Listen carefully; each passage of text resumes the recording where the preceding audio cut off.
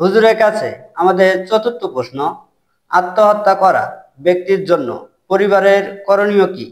আত্মহত্যার কারণে মৃত ব্যক্তির জন্য দোয়া করা যাবে কি?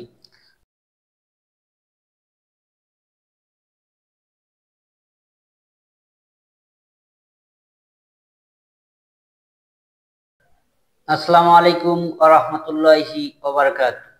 সুপ্রিয় দর্শক শ্রোতা, আপনারা যেখান থেকেই দেশ কিংবা প্রবাস আমাদের এই অনুষ্ঠান আহকামে বন্দেগী তথা ইসলামী প্রশ্নোত্তর পর্ব উপভোগ করছেন, সকলকে জানাই আন্তরিক মোবারকবাদ।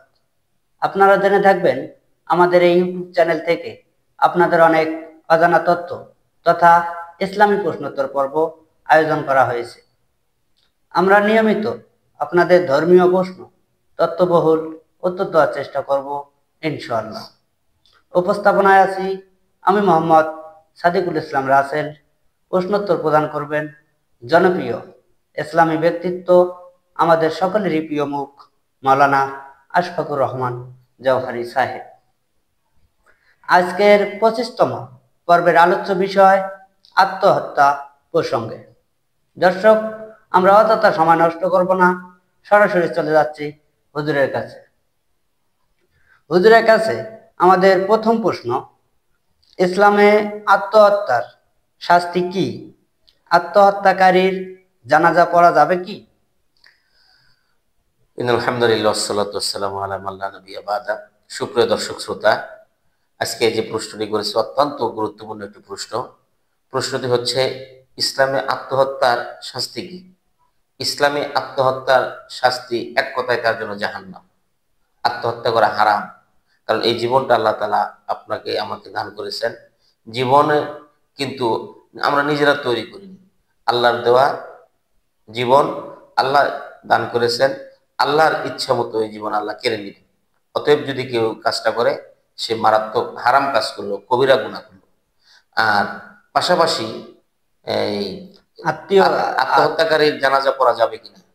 আত্মহত্যাকারী জানাজা পড়া যাবে, তবে এখানে একটা জিনিস খেয়াল রাখতে হবে, সমাজের যারা ধর্মীয় যারা নেতা, সমাজের যারা নেতা, ধর্মীয় নেতা বলতে বড় বড় আলেম ওলামা যারা আছেন ওই এলাকার, তারা সেই জানাজায় শরীক হবেন না। সামাজিক দিয়ে যারা, যাদেরকে মানুষ অনুসরণ করে, তারা সেখানে শরীক হবেন না। এই কারণে যাতে করে এই অন্যায় গর্হিত কাজটা আর ভবিষ্যতে কেউ করার সুযোগ না পায়, সাহস না পায়, তাদের মনে যাতে এরকম একটা অনুশোচনা চলে আসে যে আমরা যদি কোনোদিন এই কাজ করি তাহলে আমাদেরও জানাজা পড়া হবে না। অতএব তাদের জানাজা হবে, কিন্তু খুব সিম্পল নর্মাল ভাবে হবে। সমাজের গুণী মানি এবং ধর্মীয় নেতা আলেম ওলামা সেখানে উপস্থিত হবে না। জি, ধন্যবাদ। মাশাআল্লাহ, হুজুর খুব সুন্দরভাবে ব্যাখ্যা প্রদান করেছেন।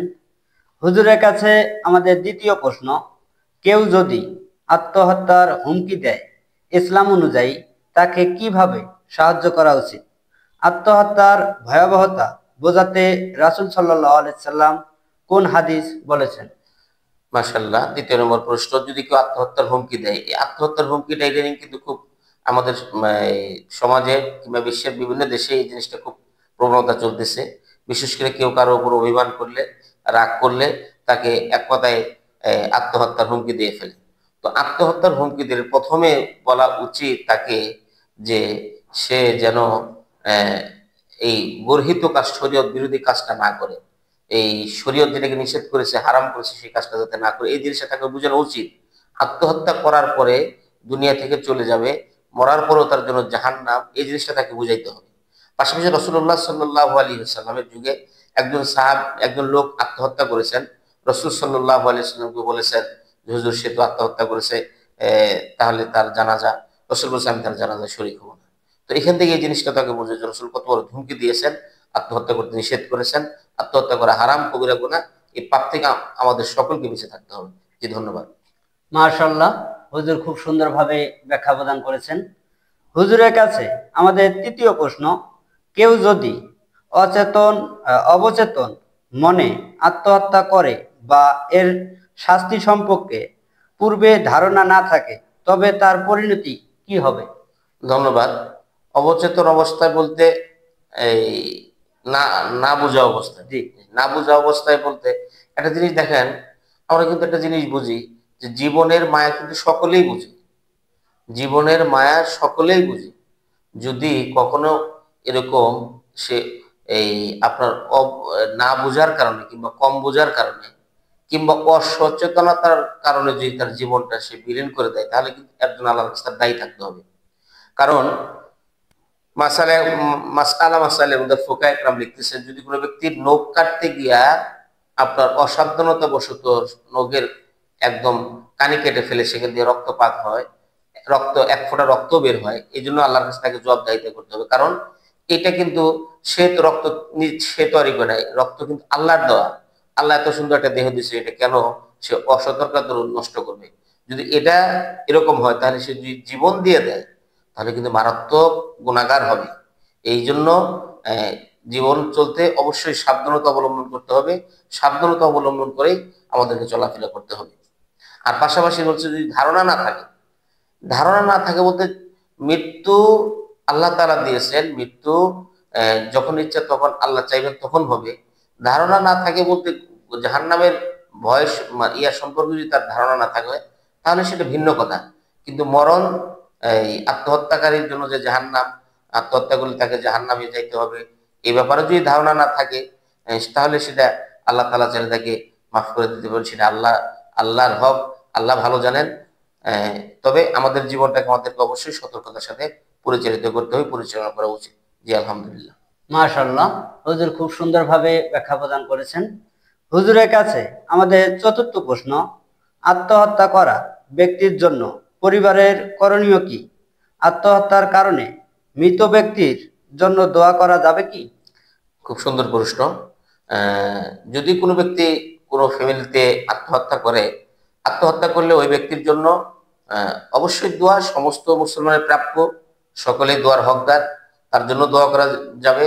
সেও এই দোয়ার হকদার, তার জন্য দোয়া করা যেতে পারে। তো আপনার আত্মীয় স্বজন যারা থাকবে, তাদের জন্য উচিত তার জন্য বেশি বেশি করে মাগফিরাত করা, মাফ চাওয়া। সে তার কৃতকর্মের ফল তো পাবেই, তারপরেও তার দুনিয়ার মধ্যে কৃতকর্ম যে সমস্ত পাপগুলো আছে, এগুলোর জন্য আল্লাহ তাকে মাফ করে দেয়। এই জন্য তার জন্য দোয়া করা এবং তার জন্য দোয়া করা যাবে। জি ধন্যবাদ। অনেক ধন্যবাদ হুজুর আপনাকে খুব সুন্দরভাবে ব্যাখ্যা প্রদান করার জন্য। দর্শক, সময় স্বল্পতার কারণে আমরা এখানেই শেষ করছি। এবার যাবার পালা। আজ চলে যাচ্ছি কিন্তু যাচ্ছি না। পরবর্তী প্রশ্নোত্তর পর্ব নিয়ে আমরা আপনাদের সামনে হাজির হব ইনশাআল্লাহ। দর্শক, আপনাদেরকে নিয়ে, আপনাদের জন্য এই আয়োজন। এরকম প্রশ্নোত্তর পর্ব পেতে আমাদের ইউটিউব চ্যানেল সাবস্ক্রাইব করুন।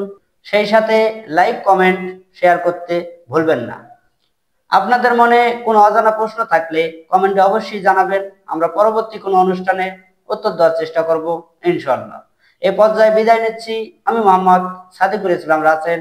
সবাই ভালো থাকবেন, সুস্থ থাকবেন। আল্লাহ হাফেজ।